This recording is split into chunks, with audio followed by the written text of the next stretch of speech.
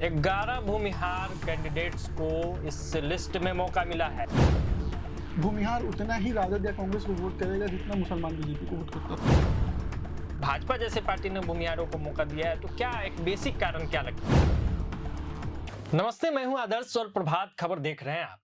Bharatiya Janata party ने तमाम उठापटक, तमाम सियासी घमासान के बीच 71 उम्मीदवारों की पहली लिस्ट जारी कर दी है। जी हाँ, तो इस लिस्ट में क्या खास है, हमने पहले बता दिया कि लिस्ट में कौन कौन है, इस पे चर्चा हो गई है। किन किन का टिकट कटा, इस बात पे भी चर्चा हो गई है। प्रभात खबर के तमाम डिजिटल प्लेटफॉर्म्स पे वीडियो उपलब्ध है। लेकिन अभी हम चर्चा करने जा रहे हैं, एक जाति विशेष को बड़ा मौका मिला है। जब हमने एक इनसाइड स्टोरी किया था और हमने कहा था कि भूमिहार और कुशवाहा, ये दो समाज जिसको अलग अलग जो गठबंधन है, जो दो प्रमुख गठबंधन है वो टारगेट कर रही है, उस कड़ी में भूमिहारों को बड़ा मौका मिला है। इस लिस्ट में बड़े संख्या में भूमिहारों का नाम है, दबदबा दिख रहा है इस जाति का। आखिर कितने परसेंट लोग हैं, कौन कौन है, कितने लोग हैं, तमाम मुद्दों पे बातचीत करने के लिए हमारे साथ हमारे सहयोगी प्रशांत तिवारी है। स्वागत। और सवाल यही कि आखिर कौन कौन है, किस जाति का दबदबा हो गया इस लिस्ट में? धन्यवाद आदर्श। देखिए, जब बात कर रहे हैं बिहार विधानसभा चुनाव में बीजेपी की पहली लिस्ट की, तो जब हम उसको देखते हैं तो बीजेपी जो कहती है कि हम जाति धर्म की राजनीति नहीं करते हैं, लेकिन वो जब हिंदी हार्टलैंड के बिहार जैसे राज्यों में आती है तो उसे भी यूपी बिहार जैसे राज्यों में जातिवाद की राजनीति करनी ही पड़ती है, भले वो हिंदुत्व का चोला ओढ़े रहे। लेकिन जब आज बीजेपी की पहली लिस्ट, जो कि काफी देर आई, ये लिस्ट बताया जाता है कि पहले 12 तारीख को आएगी, फिर वो अपनी 13 तारीख को आएगी, फिर कल दिलीप जायसवाल शाम को बोलते हैं कि नहीं कल आएगी, और फाइनली आज दोपहर में जब ये लिस्ट आई तो 71 लोगों का नाम था। 71 लोगों में बीजेपी ने 9 महिला उम्मीदवारों को टिकट दिया है। ठीक है। 4 SC ST समाज से आने वाले लोगों को टिकट दिया है। ठीक। 17 जो है वो OBC, जो कि बिहार की राजनीति जो है 90 के बाद, मंडल की राजनीति के बाद कहीं ना कहीं OBC जातियों के इर्द गिर्द ही घूमती रही है। उसके बाद उन्होंने 11 अति पिछड़ा, जो कि 2005 में नीतीश कुमार आए, तब उन्होंने EBC जो बनाया और उसको वोट दिया और उसको टिकट दिया है बीजेपी ने। लेकिन जब हम इस पूरे लिस्ट को देखते हैं, मैंने कुछ नाम नहीं लिए, अभी मैं उस चीज पे आऊंगा।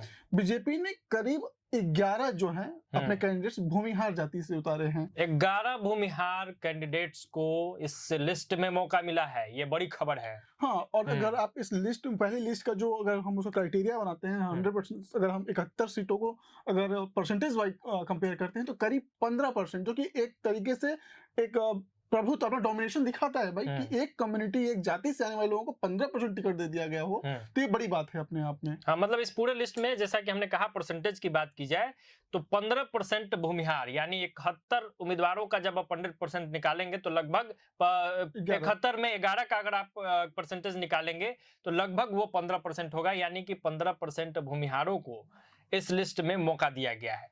तो एक समय जब ये कहा जा रहा था कि भूमिहारों को मौका नहीं मिलेगा, तो ऐसे स्थिति में भाजपा जैसे पार्टी ने भूमिहारों को मौका दिया है, तो क्या एक बेसिक कारण क्या लगता है? वैसे तो कई इसके मायने होते हैं, जब हम विस्तार में कभी बात करेंगे तो इस पे बात होगी, लेकिन बेसिक अगर 1-2 कारण आपके समझ से क्या लगता है? देखिए, जब हम इस चीजों पे डिबेट करते हैं, जब हम बातें करते हैं ऑफ कैमरा या ऑन कैमरा, जब लोगों के बीच में रहते हैं, तो 90s के दौर में लालू यादव का वो भूरा बाल साफ करो वाला जो नारा था, उसने आप यूनाइट किया, पिछड़ी जाति को यूनाइट किया। लेकिन देखिए, कहा जाता है ना कि अगर आपको लंबी पारी खेलनी हो तो आप किसी जाति या धर्म के नेता बन के नहीं रह सकते हैं।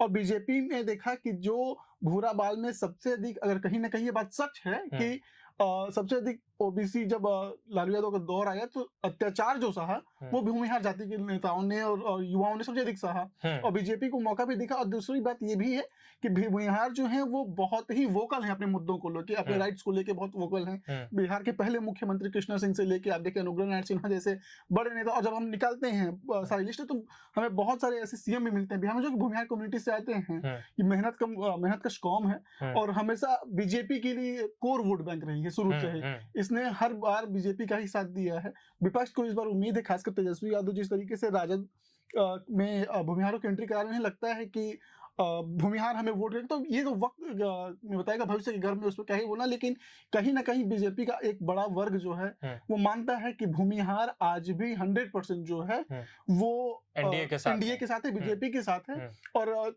एक हंसी मजाक में बात कहा जाता है कि भूमिहार उतना ही राजद या कांग्रेस को वोट करेगा जितना मुसलमान बीजेपी को वोट करता है।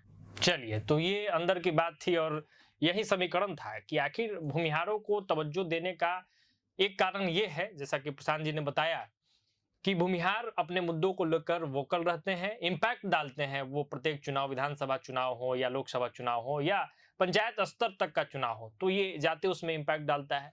प्रशांत जी, हम लोगों ने चर्चा तो तमाम कर लिया, नाम कौन है, वो 11 नाम आखिर कौन है? क्या कुछ बड़े नाम भी है इस लिस्ट में?